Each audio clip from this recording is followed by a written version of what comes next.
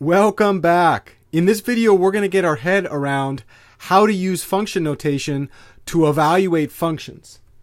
I like to call function evaluation problems forward problems. Another way to say this is called an arithmetic problem. The whole idea of a forward problem is if I give you the description of a function and a specific input value, I ask you in a forward problem to find the corresponding output value of that function at that given input. Let's take a look at our first function evaluation problem. In this case, we're going to evaluate the following function at the input that is given. Here we see that our function f of x is equal to 3 times 2 minus x, and we want to find the value f of negative 2. To solve this function evaluation problem, we first note that our input is the value inside the parentheses. In this case, we see that our input variable value is negative 2. With this in mind, let's let x equal negative 2. And we'll evaluate f of negative 2. Everywhere we see the value x in our original statement, we're going to substitute the value x equal negative 2.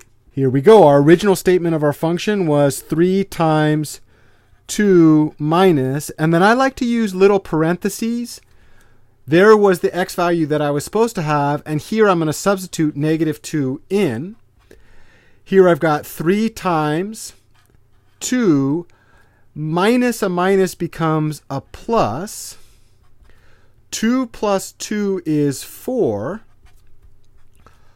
4 times 3 is 12, and what we see is f of negative 2 is equal to 12. Let's go ahead and check our work by using the alternative form of our function that we found via distributivity. Once again, everywhere we see an x, we're going to substitute the value negative 2.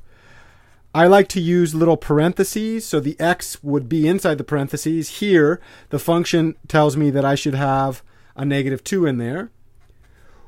We know that minus 3 times minus 2 is a positive because negative times a negative becomes positive. 6 plus 6 is 12.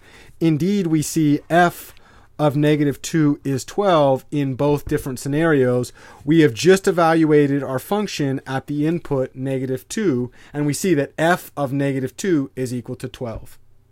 Let's get some more practice in the next video.